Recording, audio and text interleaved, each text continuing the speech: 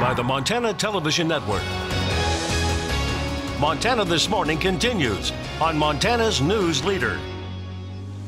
The historic summit between President Trump and North Korea's Kim Jong-un has wrapped up. I'm Kylie Atwood in Singapore with the details. At 6:30 on this Tuesday, big interstate reconstruction project underway in Butte. Coming up, how long it'll take and what it'll mean for area motorists. Good morning to you. Thank you for joining us, and thank you for the self-driving car. We have had our entertainment for the morning. Thanks for tuning in. It is 6:30. After months of speculation as to whether any of the meetings would even happen, President Trump and Kim Jong-un met in Singapore. The two leaders sounded optimistic that their high-stakes summit would prove fruitful. CBS's Kylie Atwood was there. She has the details.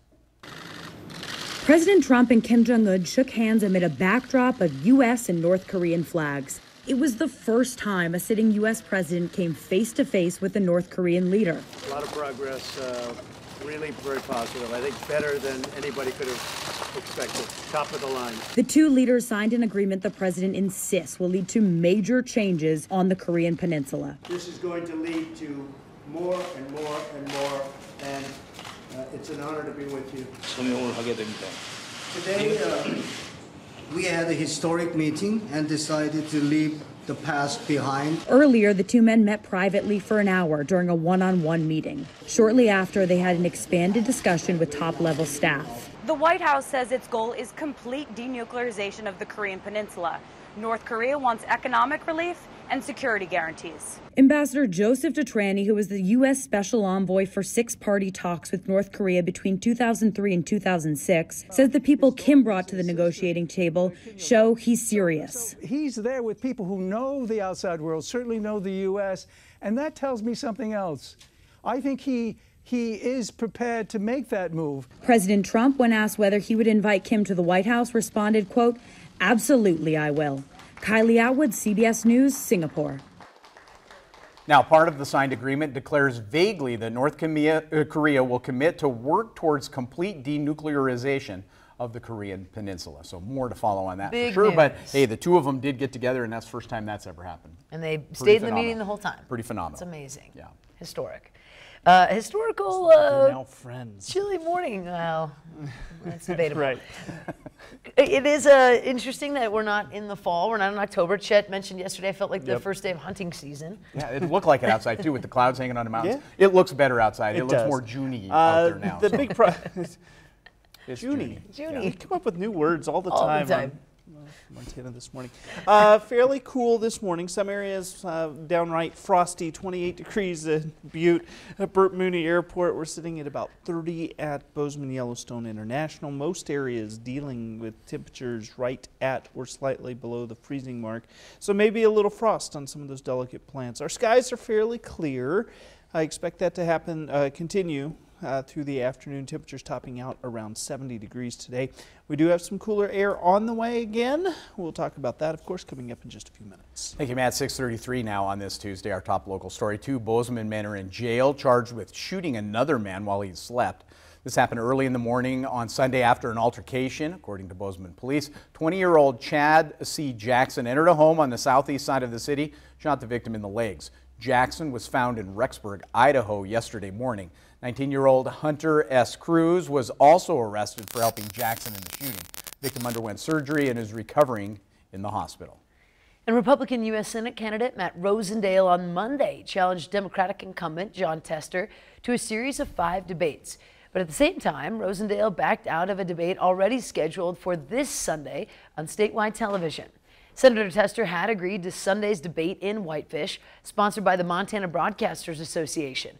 Rosendale also had indicated earlier that he would attend, but on Monday he said he won't be there. His campaign also said Rosendale has committed to at least 2 other proposed debates and would like to debate Tester in 5 times during this campaign season. Tester's campaign said that it's disappointed that Rosendale chose to bail at the last minute and that Senator Tester plans to be in Whitefish on Sunday with or without Rosendale.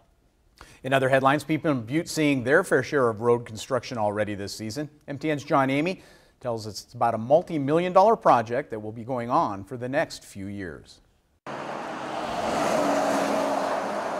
Orange barrels will be familiar sights for motorists on Interstate 1590 running through Butte for the next 3 years.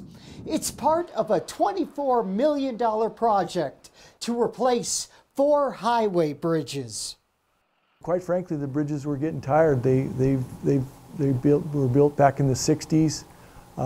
That's approaching their design life. Eastbound traffic is now running just 2 lanes between Rocker and Montana Street, while westbound bridges are being replaced this summer. By winter, both lanes will be open to traffic, and the work will begin next spring on the eastbound bridges. The bridges will be widened to provide more shoulder room. Conventional shoulder of 8 to 10 feet on both sides rather than a 1 foot or less shoulder. And another reason for this project is they eventually want to move the eastbound city center exit onto Iron Street from the left side of the highway to the right side of the highway, which is where most highway exits are normally located. It's a safety issue.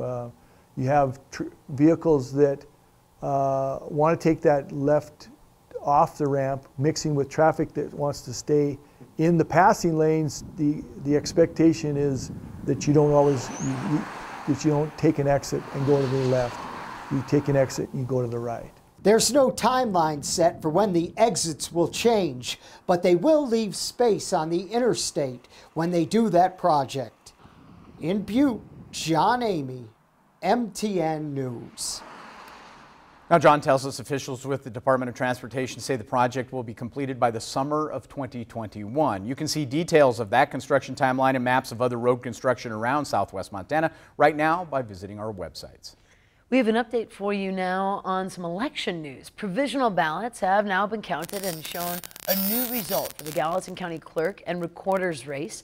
After the voting last Tuesday, the race ended in a dead tie, but the count of the additional ballots show Greg Metzger defeated Lori Miller Worley by 6 votes, 5,003 to 4,997. Metzger will now go on to face Democrat Eric Simmerod in the general election in November. Worley still has the right to ask for a recount, and since the vote tally is so close, she will not have to pay for that recount. Unbelievably close. Every vote counts. That is the lesson in all of that. That is the lesson. Yep. Stay with us. We're so glad to have you here on this chilly Tuesday morning. Coming up next, it is your weekly look at a Montana-made product. Today, we head on over to Missoula to see how a dental company is making products here in the Treasure State to keep your mouth clean.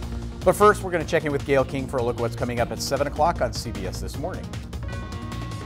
Ahead on CBS This Morning, we're in Singapore with the historic meeting and agreement between President Trump and Kim Jong-un. We'll talk with Ian Brimmer, Margaret Brennan, and Senator Lindsey Graham about what the deal actually means for denuclearization. We'll see you 7 o'clock on the dot.